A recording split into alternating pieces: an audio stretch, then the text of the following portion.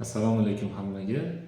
Bugun qiladigan videomiz avvalgi videolarni ko'rishib obunachilarimiz turli xil har xil savollar berishyapti. Mana shu savollarga mana shu video orqali qisqacha javob berib ketib o'tmoqchiman. Xo'p. Mana shu nevroz holati haqida gapiryapsiz. Bu holatdan qanday chiqamiz? Nima qilish kerak degan savolni berishyapti. Nevroz holatidan eng oson, eng tez, eng qulay chiqish yo'li bu psixoterapiya deyiladi. Ya'ni psixoterapiya orqali amalga oshiriladi bu jarayon. Endi psixoterapiyani kim qiladi? Psixoterapiyani psixoterapevt mutaxassis qiladi. Psixoterapevt. Psixoterapevt nima orqali davolaydi? Ya'ni psixoterapiya o'zi nima? Shu haqida ham alohida video qilganman. Videoni qoldirib ketaman yuqorida. Xo'p, ana shu videoda ham tushuntirganman, hozir ham aytib o'taman. Psixoterapiya dori-ukollarsiz, boshqa bir narsalarsiz, faqatgina sizni fikrlaringiz bilan, ya'ni miyada o'rnashib qolgan xavotirli fikrlar bilan ishlash jarayoni psixoterapiya deyiladi. O'z nomi bilan so'zma-so'z tarjima qiladigan bo'lsak ham ruhiy terapiya, ya'ni ruhiy davolash. Xo'p, bu psixoterapiya qanday davolanadi? Ko'pchilik so'rashadi, suhbatlashib o'tiramizmi? Ha, suhbatlashib o'tiramiz, lekin faqatgina suhbat o'zi emas, faqatgina motivatsiyaning o'zi emas. Siz zo'r bo'lasiz, davay degan narsalar emas psixoterapiya. Ma'lum bir ilmiy tasdiqlangan metodlar asosida olib boriladi. Sizni holatingizni o'rganib chiqiladi, sizga kerakli tavsiyalarni beriladi, kerak bo'lsa ma'lum bir rejim, ma'lum bir nima desa bo'ladi, dasturlar ishlab chiqiladi sizda chiqib ketishingiz uchun va sizni mana shu holatga tushirgan qo'rquvlaringiz va hozirgi holatdagi xavotir, qo'rquv holatlaringiz bilan ishlanadi. Ya'ni psixoterapiya jarayonida 1 soat davomida siz mana shu qo'rquvlaringiz, nimalardan qo'rqasiz? Masalan, ko'chaga chiqishdan qo'rqasiz yoki odamlarning ichiga kirishdan qo'rqasiz yoki sog'lig'ingizdagi xavotir, ya'ni yuragim kasalmikin, boshimda nima bor ekan, qon tomirimmi, bumi degan fikrlarni tozalash, ya'ni negativ fikrlarni pozitiv fikrlarga almashtirish bilan ishlanadigan jarayon. Psixoterapiya qancha vaqt davom etadi, qanchada chiqib ketaman, nechta kerak degan savollar berishadi. Bunga ham javob, psixoterapiya ham boshqa terapiyalar singari hammada har xil ishlaydi. Kimdirlarda hattoki bitta seansda juda katta natija bo'ladi. Bashta 180 gradusga o'zgarish holati bo'ladi. Qo'rquvlar yo'qolib, uyqu joyiga tushgan, borolmaydigan joylarga borgan. Kimdirda sal uzoqroq, 3 ta, 5 ta, 7 ta seansga bog'liq, ya'ni o'sha nechta seansda chiqishga qarab. Ba'zilarda esa umuman natija bermasligi ham mumkin.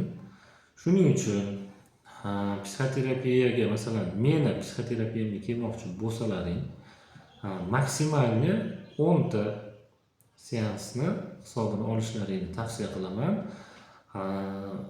10 taga bormasligi ham mumkin. Mana siz bilan ishlaymiz, sizga o'sha holatda o'sha qo'rquvlaringizni boshqalarda ishlab yo'qotishni boshlaganimizda o'zingiz holatingizni o'zingiz ham bilib borasiz. Ya'ni sizni qo'rquvlaringiz avval 100% bo'lgan bo'lsa, hozir necha foiz qoldi?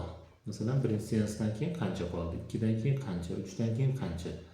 Agar siz 2 ta yoki 3 ta seansda yoki 5 ta seansda siz o'zingiz butunlay 100% qo'rquvlarim ketdi, hech narsadan qo'rqmayman, sog'lig'im zo'r, men kasal emasman, o'limdan qo'rqmayman, qanaqa joy bo'lsa kiraveraman, masalan ishga boraveraman, odamlar ichiga kiraveraman, to'y, janoza, aza qilaveraman, boraveraman deydigan holat bo'lsa sizda, agar biz javob beramiz, 10 tani kutib o'tirmaymiz, 10 tagacha borishimiz shart emas.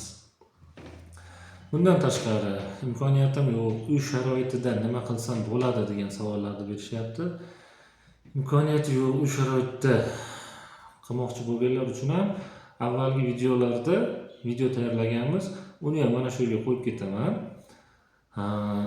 O'sha holatdagi, o'sha videodagi narsalarni qilsangiz, mana shu nevroz holati ancha ketadi. Faqatgina bunga iroda kerak. mana shu narsalarni videoni qayta eshitib anglashingiz kerak. Shu aytilgan narsalarni qila olishingiz kerak. Qancha siz o'zingizni ehtiyot qilganingiz sari nevroz kasalligi tuzalmaydi, navrot kuchayishni boshlaydi. Siz qancha e'tiborni o'zingizdan uzoqlashtirganingiz sari, sog'liqqa e'tibor bermasdan nima bo'lsa bo'ldi deydigan, ya'ni gartkan deydi. Gartkan tashlaganingizdan keyin bu yo'qolishni boshlaydi. Faqat bu narsa hammani ham qo'lidan kelmaydi. Shuning uchun ham psixoterapevtga muhtojlik seziladi. Psixoterapiya mana shu nevroz jarayonini tezroq, osonroq davolashga xizmat qiladigan jarayon. Agar o'zingiz qiladigan bo'lsangiz ham chiqib ketsa bo'ladi. Bu kasallik tuzaladigan kasallik. Kimlardir sizga bu umrda oxirigacha ketadi, tuzalmaysan, shu holatda qolasan degan bo'lsa, bu gaplarga ishonmang. Buni davolasa bo'ladi. Psixoterapevt bilan ham o'zi mustaqil ham davolasa bo'ladi. Faqat mustaqil harakat qilganingizda sizga mustahkam intizom va iroda kerak bo'ladi. Ya'ni hayotga bo'lgan muhabbat. Siz qancha harakat qilganingiz sari, qancha yashash uchun intilganingiz sari bu holat sekin-sekin yo'qolishni boshlaydi. Bu holatdan chiqib ketsa bo'ladi. Faqat bir muncha uzoqroq vaqt talab qilishi mumkin. Sabrli bo'lishni so'rab qolaman. E'tiboringiz uchun rahmat. Yana qandaydir savollar bo'lsa kommentariyada kutib qolaman. Like va podpiska tugmasini bosishni unutmang. Shu o'rinda aytishni unutibman. Kanalga yangi kirgan obunachilar yoki yoshi katta insonlar bo'lsa, masalan, telefon yoki gadjetlarni yaxshi tushunmaydigan insonlar bo'lsa, video tagida obuna tugmasi bo'ladi kanalda. Mana shu obuna tugmasini bosib qo'ysangiz, bu sizdan hech qanday pul yoki biror narsa olmaydi. Faqatgina sizga mana shu meni kanalimdagi nevroz haqidagi videolarni o'zi tavsiya qilib turadi YouTube kanal. Hadeb qidirishingiz shart emas. Masalan, meni bitta ko'rib yo'qotib qo'ymaysiz. Va nevroz bilan bog'liq boshqa ko'p videolar qilingan. Qanday chiqib ketish, qanday paydo bo'ladi, hamma masalan nevroz haqida bemalol tushunchaga ega bo'lishingiz mumkin. Mana shu narsalarni bilish uchun obuna tugmasini bosib qo'ysangiz, sizga videolarni YouTube o'zi taqdim qilib turadi. Yoki bo'lmasa, siz birdaniga hammasi haqida ma'lumot olmoqchi bo'lsangiz, kanalni ichiga kirib, kanalni ochish degan tugma bor. Obuna bo'lganingizdan keyin ana shu kanalni ochish qilib turib, videolar degan bo'lim bor. Ana shu videolarga kirsangiz, bir qator bo'lib hamma qanaqa video chiqargan bo'lsam hammasi turadi. Mana shu yerda hammasini sarlavhasi bor. Bemalol o'qib, bilib, shu haqida ma'lumotga ega bo'lishingiz mumkin. E'tiboringiz uchun rahmat.